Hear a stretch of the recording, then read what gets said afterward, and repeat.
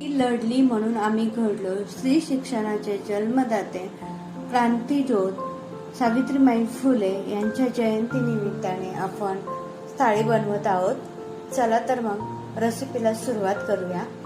Video शेवटपर्यंत नक्की बघा. सर्वात प्रथम गोडाच्या पदार्थाने आपण सुरुवात करतोय. तर इथे मी अर्धी वाटी रवा घेतलाय. रवा कमी गॅसवर आपल्याला भाजून घ्यायचा आहे. 1 चमचा तूप घालायचं याच्यामध्ये आणि छान लाल होईपर्यंत आपल्याला भाजून घ्यायचं. लक्षात ठेवा, कमी गॅसवरच आपल्याला भाजायचा आहे रवा. आता आपला रवा छान असा भाजूत आलाय बघा, लाल कलर झालाय. आता आपण याला काढून घेऊया. जेवढा रवा आहे त्याच्या दुप्पट मी इथं पाणी घेतलंय आणि अर्धी वाटी रव्यासाठी अर्धी वाटी गूळ घेतलाय. तुम्हाला हवं तर तुम्ही साखर सुद्धा इथं वापरू शकता. आता याला छान वितळून घ्यायचं आणि पाण्याला उकळी येऊपर्यंत आपल्याला पाण्याला छान आता उकळी आले. भाजलेला रवा जो आहे तो आपण टाकून घेऊ याच्यामध्ये आणि हलवून घ्यायचा आहे. गाठी अजिबात होता कामा नये, त्यासाठी पटापट आपल्याला हलवून घ्यायचं आहे. काजू, पिस्ता आणि मनुके हे टाकले. तुमच्याकडे जे आवडतील ड्रायफ्रूट ते तुम्ही टाकू शकता. 2 चमचे आपण तूप घालून घेऊया. मिक्स करायचं आहे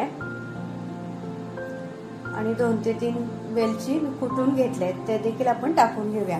तुम्ही बघू शकता पाणी रव्याने पूर्ण शोषून घेतलंय.